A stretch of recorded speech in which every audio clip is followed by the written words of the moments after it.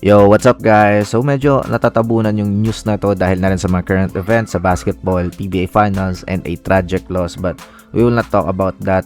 Let's grieve in silence kasi wala tayo doon and hope to get the justice. Today, we're going to talk about the players from Blackwater Bossing, which merong article from All-Star Magazine na they are on the trading block. Ayon mismo sa owner ng Blackwater is for trade ang kanilang dalawang superstar na si Cedric Bearfield at Christian David. Na-quote from the exclusive interview, if the trade is right.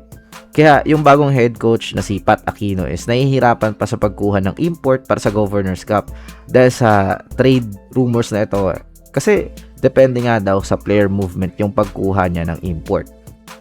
Sayang lang for Blackwater kasi lagi natin silang nakikitaan ng uy, ang ganda ng core, tapos biglang mabubuwag. Magaling pa man din sana ang bagong head coach. Kaso ayun, same old story para sa franchise. Pag magiging max na yung star players nila is it's trade na para yung ibang team na yung magpapasahod ng contract na yun. Which it happened again and again. Kumbaga, wala silang budget to take care of their star players. Naka-accommodate pa nila pag rookie contract pero once na, ayun, gumaling na yung player, it's beyond their payroll. May content na yan dito. Dati pa, yung Macbello before and yung JP Eram, ipapasay nila ng extension tapos i-trade para ibang teams na yung mag-cater nun. Same old na ginagawa ng Blackwater sa liga. Kaya they are here just to develop star players para mapunta sa mga big teams. Same with Terfer Majip. Kaya walang parity yung liga natin at walang balance. Sa NBA, makikita natin, lulubog yung franchise, rebuilding, tapos on top na ulit sa liga. Magkakaroon man ng dynasty is hindi sobrang tagal. Celtics versus Lakers, Heat versus Spurs, / the Mavericks, Warriors versus Cavs, 4 years straight. Pero in the past 8 years, 8 different champions na rin para sa NBA. Pero dito sa atin, sila pa rin yung napapanood natin sa finals. Main reason is binibili pa rin natin. Kasi wala naman tayong choice.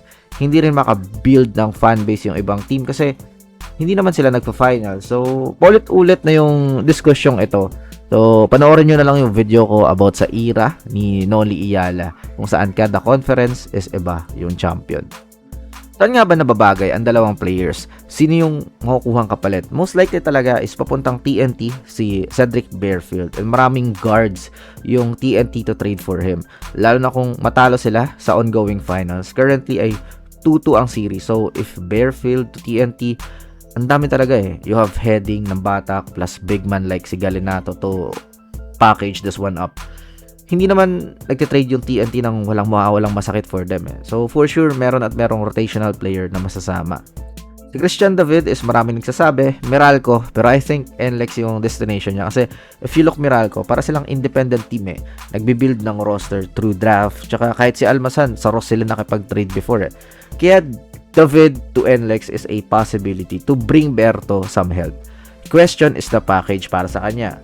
They have Cyrus Torres, Rogers, and Racal to unload para makapag-focus sa Bolick and Winston na backcourt. Ang weird talaga ng Blackwater eh, no? Wala ring sense kung magpapatalo sila this season kasi nasa NLEX yung draft pick nila. So kung maging kulelat sila, yung battle for the first pick will be Ginebra versus NLEX and maybe Phillips or Laddie will come in and Berto will be happy sa franchise na to. Kawawa lang si Dolph Panopio, may i-stock siya dito. Sana may kumuha agad na team sa kanya. So this is not a biased opinion but I think he will thrive with the San Miguel Beermen kasi ayun yung missing link ng team na yan 4 years ever since na nawala si Alex Cabagnot. And that's all for this video. Kaya ba ano sa tingin nyo? Saan mapupunta ang big 3 ng Blackwater Bossing? And sino yung tingin yung mga dapat kapalit? Let me know all your thoughts in the comment section below. This is Egon Hoops. See you in the next upload. Bye-bye.